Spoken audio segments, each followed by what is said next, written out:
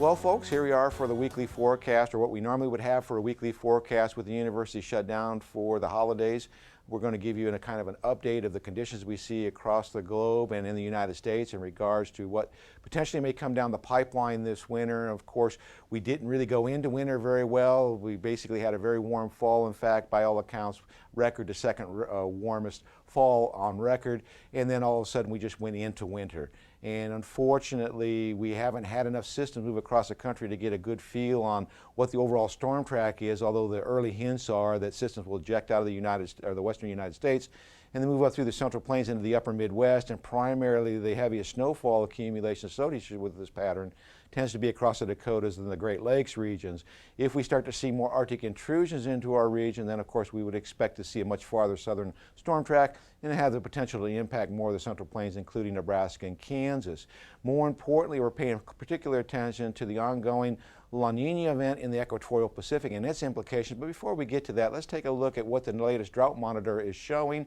And if we look at that latest drought monitor, the one thing I'll draw your attention to is that we do have drought that's starting to intensify to our south of us, particularly through Oklahoma. But the core area, the worst of the drought, is in the southeast. Now, this has had some relief with the previous systems that have moved across, particularly on the northern extent and the northwestern extent of this dry area. But as you get into the core in Alabama, portions of the western North Carolinas and into northern Florida, we have an extensive dry area. And under La Nina conditions, this is an area that tends to see below normal precipitation. So I expect that we will see some portion of this signature existing as we get into the spring months. But more importantly, we're paying attention to this region to see if we see an expansion. With these systems coming out in a regular fashion, there's a possibility we could actually see some improving conditions, particularly as we get into the spring period, but we'll have to wait and see how that bears out. If we look at what the drought monitor folks are thinking, they think that this area is going to persist, but pay attention to this portion of the equation, how they calculate this. They're basically indicating that they don't expect more than a 1 category reduction in this area, and that's why they're saying with the persistence of the drought.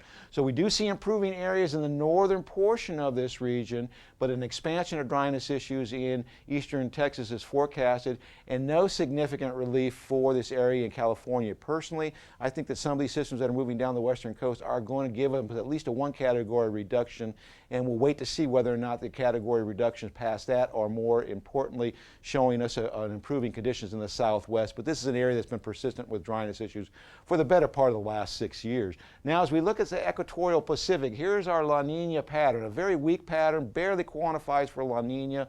And if we look at the oscillation, or the southern oscillation, basically the pressure differential from Tahiti to Darwin, that is really not even indicating La Nina conditions. So this event is not at this point in time expected to last past the early spring period, and only about 15% of the models indicate that this could last into the summer. More importantly, this is the area paying attention to. The northern Pacific has cooled down with an active weather pattern, bringing up the upwelling of the cold water from the below to the surface, and that is indicated with an intensely cold pocket, and we have warm Atlantic. If this pattern continues, where we have a cold Pacific and a warm Atlantic, that would indicate that we have an increased drought risk across portions of western Nebraska and the eastern Corn Belt.